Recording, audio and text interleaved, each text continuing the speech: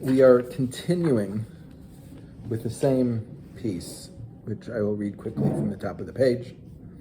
זעזועי הנפש שמצד רגשי האהבה הטבעית.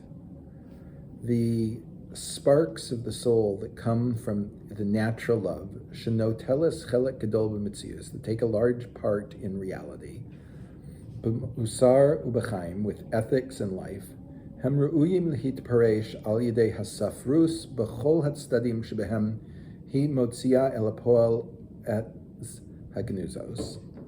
It is fitting for them to be explained through literature and art in all its sides, to bring it out into reality, bring out the reality that is hidden. אבל בשמירה היותר מעלה מנטיה לצד השכרון שיש באלה הרגשות, but with the greatest care not to turn to the drunkenness that can be found in these emotions. שמהפך אותם מטהרה טבעית לטמאה מנוולת. They can take them from their natural purity to disgusting impurity. רק אנשי קודש ראויים להיות שרי קודש. Only holy people are fit to be holy princes, meaning the proper expressors of these holy emanations. In the previous lessons, we've seen how the great demands that Rav Kook put upon, I'm using artists as the general term, writers, poets, sculptors, painters, you name it, whatever it is, whatever type of artistry is, right? That's all of them come together, right? The demand that he makes, the very heavy demand that he makes from them when they're creating things, that they have to be holy people, right? And it's when they are holy people can they bring this out into reality. In Oro T'Tshuva, when they aren't, you get to modern pop culture. We'll get there. We're going to get there in this year. Rav Kook teaches the demands of these artists to become holy in their creations, and that their culture is sanctified, so that what comes from their inner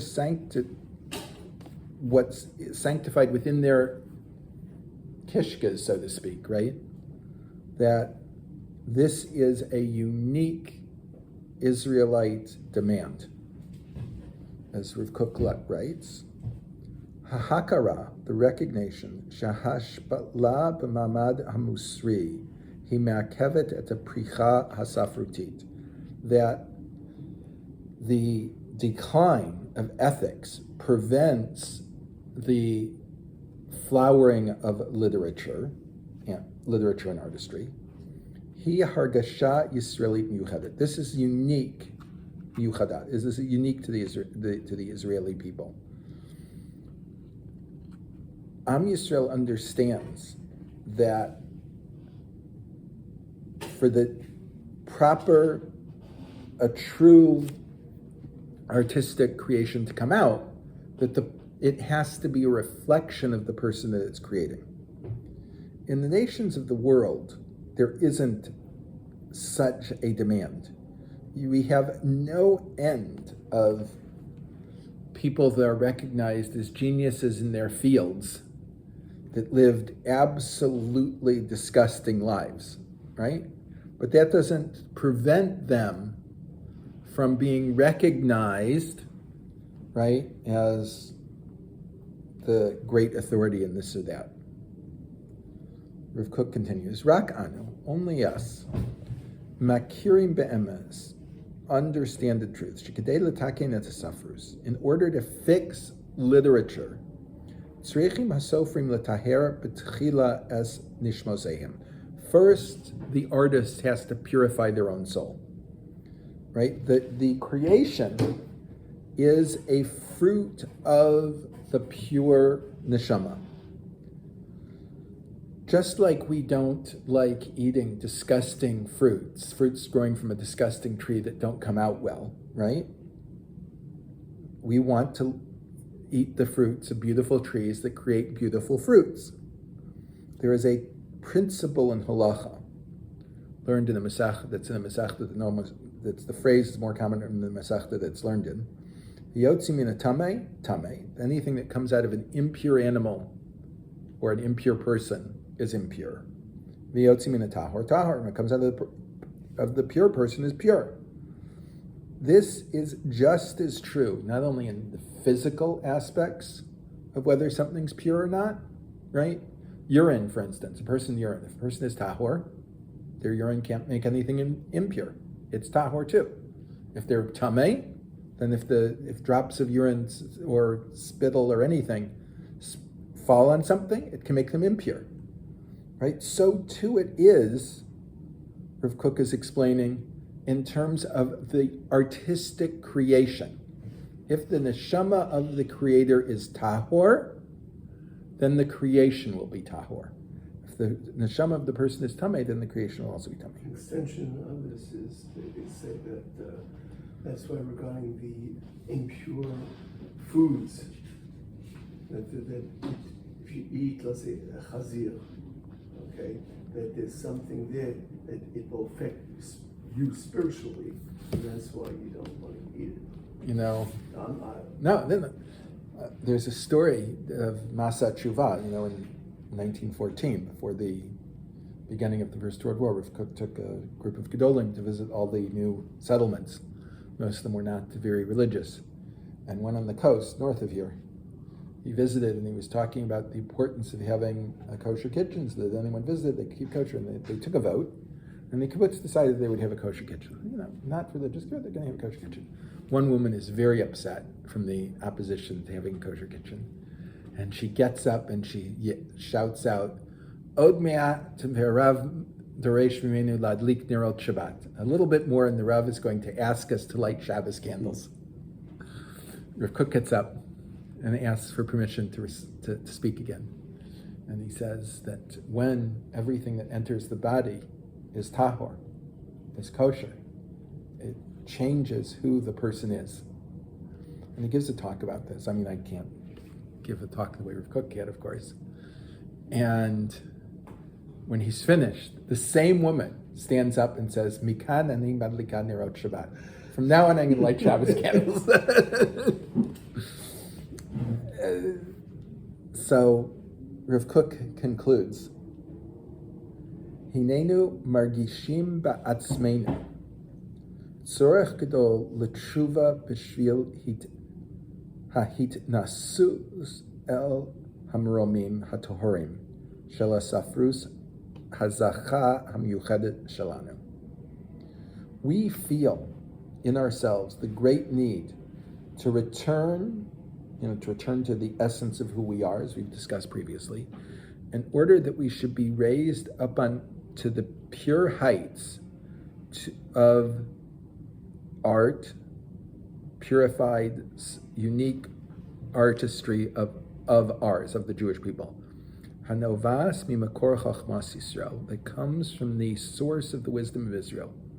She'akdusha ve'hatahara, that this holiness and the sanctity, Hamunah ve'agvura haruchanis, that the faith and spiritual strength, Hine Heinam Makorosaha, they are its source.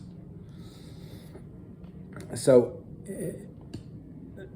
we have to understand that there is a direct connection between the inner nature of the Creator and that which they create, both in terms of God, of course, but in terms of the human existence itself. Does the professor have to be a triangle? This is very commonly told in yeshiva circles about the wrong person, by the way. Just so you... Say again? This story about does the professor have to be a triangle is commonly told in the yeshivish Welt as a different person saying it. But we're going to see where it actually comes from here. This principle that we've said about true Jewish artists have to be holy people, people of faith in their creation, is not less true of professors and other people of spirit. However, there is a common Israeli saying, it's not so common anymore, it was more common 30 years ago. Lo tzarich larev et hachayim hapratiim shel hadam im mashu oseh. You don't have to mix up the private life of a person with what they do. Right? That is to say, I can be a disgusting person and I can still do great things in my public life. Right? It doesn't affect the fact that I throw out my kids from my previous marriage because my current wife doesn't like them. I didn't even attend the bar mitzvah of some of my grandsons because my current wife would be upset about it, right? That doesn't affect that you can be a very important person in the Israeli government, right? Being a disgusting person has nothing to do with your stand, your public stance. It happened, he says a very well-known story, that a philosophy professor was teaching in the Hebrew University, and one time one of the students was chutzpahdik and said, how is it possible that you talk about all of these uplifting, elevated ideas, but your personal life isn't so clean, let us say? The lecturer looked at the student, surprised at the question. He says, what's the difference? What does it have to do, what I teach, the ethical things, and how I live my life? Does Professor Frankel in the mathematics department have to be a triangle? Right? Also, this is fewer years ago, in the sociology department of the Hebrew University, one of the lecturers was found having affairs with his female students, and they were fired and so on. And the head of the sociology department was asked how it's possible that a department that spends a lot of time dealing with the status of women in society and how women are abused in society and so on and so forth, that one of their lecturers should be abusing his students. And if she had said, listen, it happens that, someone doesn't live up to what they're supposed to be, that would be one thing. However, that's not what she said. Her answer was, there's no connection between what someone deals with in the faculty and those things that occur between him and other people. She said in the physics department, they deal with various concepts of physics, gravity and so on. That doesn't mean there's more gravity in the physics department than there is anyplace else. All right? The Jewish perspective on this, right, is clearly that a person can trip up. A person can make mistakes, right? But the idea is that he has to aim for a certain thing. We say in Koheles, Ki Adam ein tzadik ba'aretz asher yaseh tov v'lo yachata. There is no human being in the land that's a tzaddik, that does good and never... Here, the yachta, I would not translate as sin, but misses the mark. That is what... No, I understand. That's what I mean. Yeah, but if you look at the translations of the Tanya, where the Baal Tanya uses this pasuk without the first two words a lot of the time, they always say, and doesn't sin, right? I can't help what it says. I'm saying, but here it seems to me the translation, sometimes chay does mean a sin. Yeah, but the commonality between it is to miss the mark. Right. When you sin, you didn't do the mitzvah, so you miss the mark. Right. No, I understand that, but here I'm saying it's clear to me that the correct understanding of this pasuk has to be to miss the mark, not as it's commonly translated. There is a demand on a person that he try his best not to miss the mark if they're going to teach Torah. The question is, in Gimel, how do we look out into the world? From what we've said so far, we can understand what Rav Kook said in the introduction. Rak anshe kodesh, raouyim liot sari kodesh. Only holy people are fit to be holy princes, holy creators. Right? We have to add that holy people have a different outlook than other people. Right? Most people's outlook is based upon what they perceive in the physical world. Right? However, someone that has sanctified themselves, that's a part, but certainly not most of their outlook.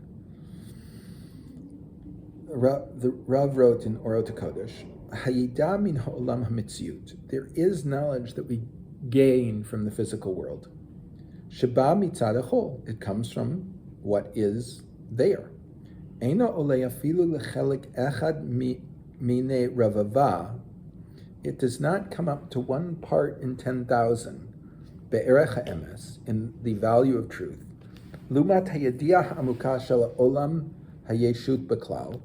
In knowledge, the deep knowledge of the world, of the existing world, Sheba mitzad kodesh, that comes from the holy side. We see the world from its physical side. However, there's a much deeper side that is revealed to us by God, right? And that is the inner workings, the causative actions, the causative things that create the physical world. If you think about it, by the way, when you look at a person, you see the outside of a person, right? But if you would take the volume of the skin of a person versus the volume of the inside of the person, right? We see a tiny, tiny percentage of what's there, right? Physicians need all sorts of things to look inside the body, to measure what's going inside the body, to advance medicine, right? As long as we could only look on the outside, there was only so much we could do, right? When we developed things like x-rays, and we have so many things now, it's ridiculous, right? To examine blood, to examine internal organs and so on, right? Then we gave a much greater thing. So too, there's a spiritual side of the world that is, as the Rav says, the physical side is less than 1/10,000th of the spiritual side, right?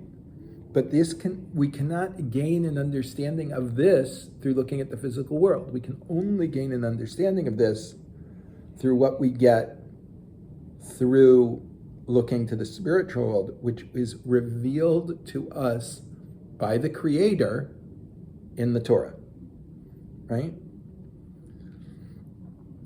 So Rav Kook adds, Ki amitat hamitzius v'hayesh hagamor shel hakol, the truth of existence, that there is in everything. Hirak biyot hakol ba mitzad hatofa ha'elokit. This is only when we see it from the divine apparition. Mitzad histafus ha'chayim v'yeshus mimakor ha'chayim v'hayesh. Only when we can perceive it through the source of life and existence. Meaning, the physical existence of the world also comes from God, right? He created the physical world, but there's much, much more behind it. We can only get a glimpse at what's behind it when we look into the Torah. What is the true divine essence of the world? That's revealed to us by God's word. And the more we look into our neshama, the more we purify our neshama, right? The closer a shadow gets to what is casting the shadow, right, the clearer a picture you get, right? You know, if what's casting the shadow is 100 feet away, right? If it's leaves on a tree that don't actually cover up all of the sun and there are holes in it, if you're 100 feet away, you have a solid shadow, right? As you get closer and closer, you can start to see the holes in the shadow, right? You get a better and better picture of what it is. As Rav Kook said, "Shekol ma shemitgalei b'tor ha'olam v'havaya," everything that is revealed in the world of existence, of experience, hu rak ke'in sel kalush l'gabei yeshus ha'tohora v'adira shemakor ha'eloki. That this is only a weak shadow of what exists, of the great purity that exists in the divine source. V'nimtza shekol hahon hamada'i shel ha'adam yalei b'romamut pe'er godlo, and everything, all scientific knowledge of man that goes up in its greatness, ra kashiamar v'yachasen b'makor heuto. It is only there because it was formed out of its source.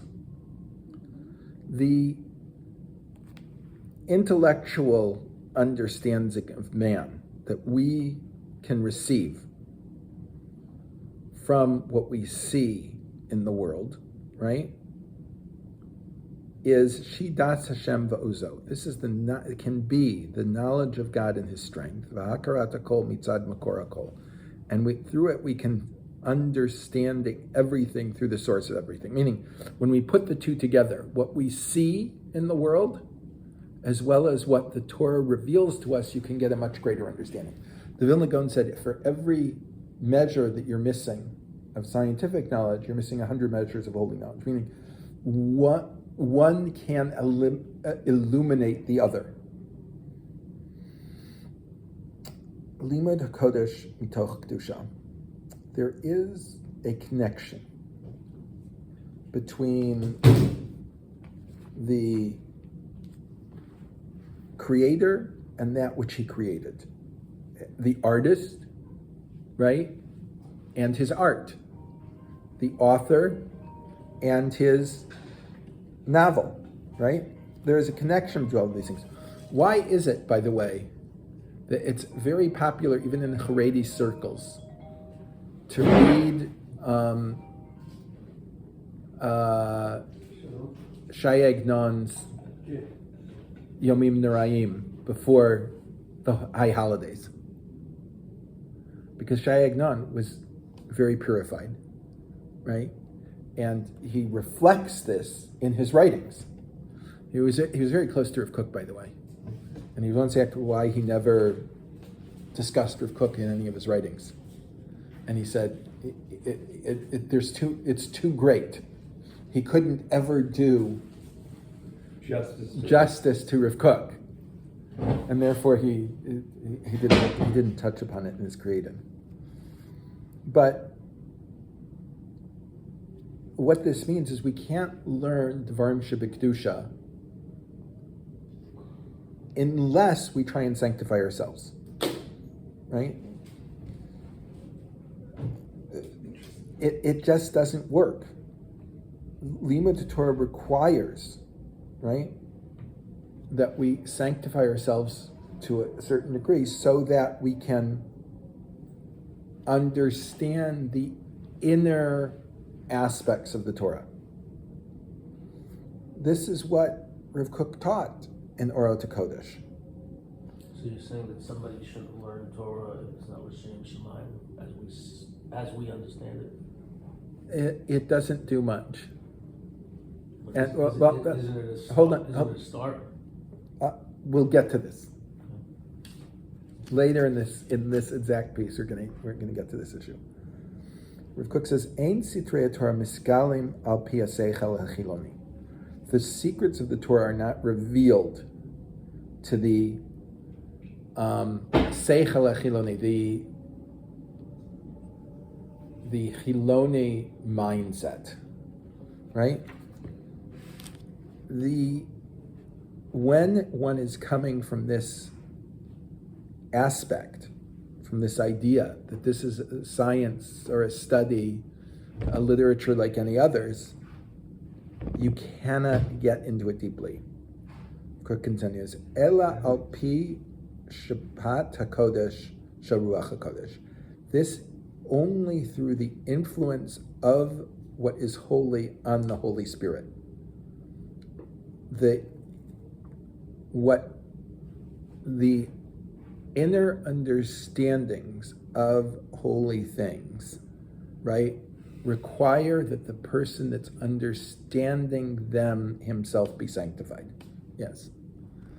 So I guess that explains why Madonna's time with the Catholicism didn't do much for her. Well, the Kabbalah thing doesn't do anything because it's a me thing, not a God thing. It's probably because I am so impure, but I really, and I'm probably not even understanding it correctly, because my natural intuition is to lachlok al zeh, and the reason I say that is I've had some experience with 12-step programs. Now, in a 12-step program, especially in Israel, the majority of the people who come to a 12-step program are, by their own admission, as chiloni as you can get. They're so anti.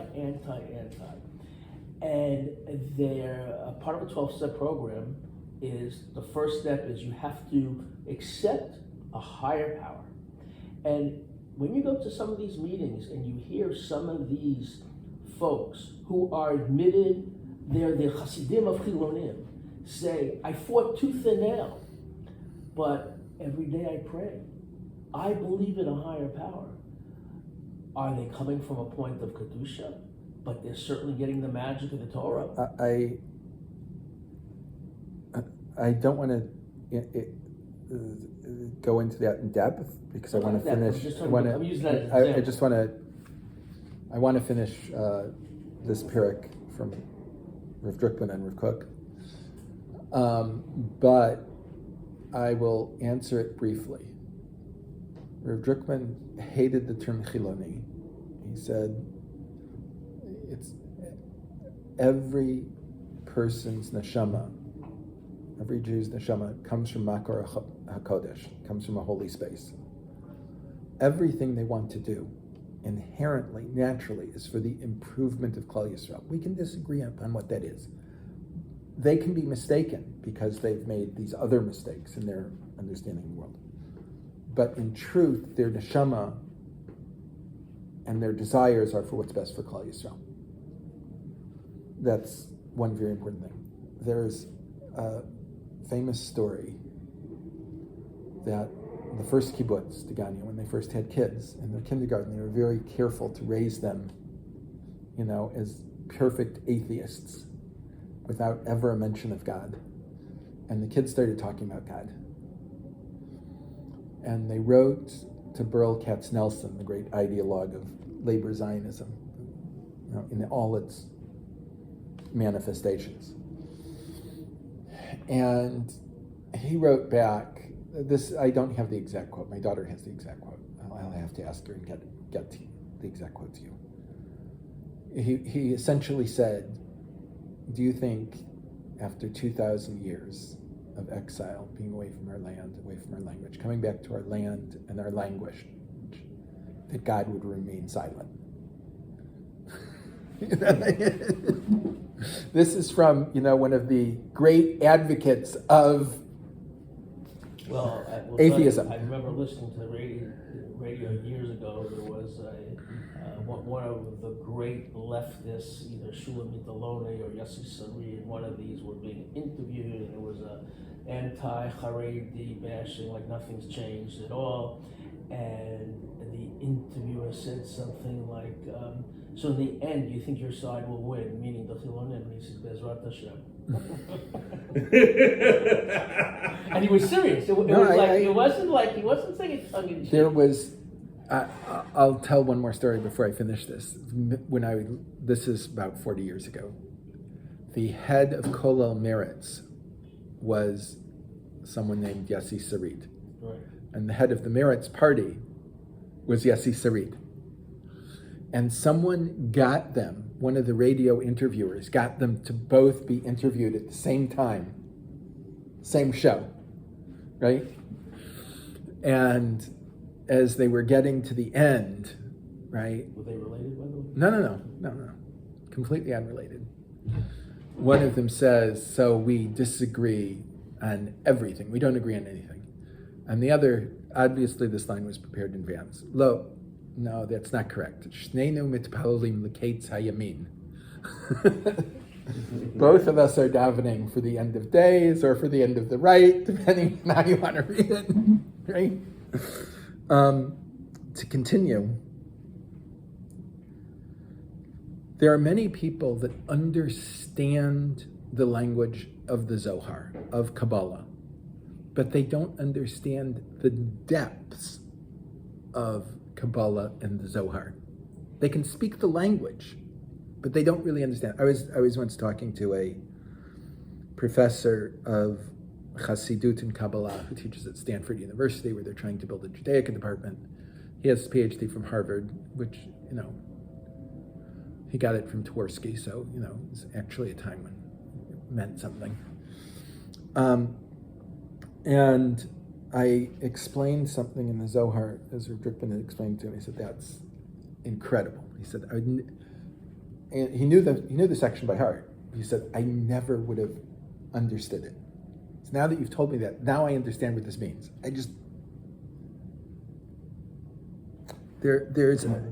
We talk about in the Hadron, we talk about the Torah as living and returning to us, right? We return to it, it returns to us as a living thing. The Torah only reveals its secrets, only reveals its inner understanding to those people that approach it in a certain way and work at it in a certain way. Drickman says many years ago, the kibbutzim opened for their high school kids something was called the Chug Datot, where they went to study different religions once a month. And he said a lot of people came, and they would come on Thursday, and they would learn Thursday afternoon, all day on Friday. They'd spend Shabbos with him, and go back either Motzi Shabbos or Sunday morning, depending upon where the kibbutzim were. And the kids would say, Halimud kan kol kach tov, lo kamo bebeit sefer, sham ze meshamim. Learning here is so great. Not like it is in school where it's boring. And Drickman says, I don't believe it's because we are any better teachers than they had in school.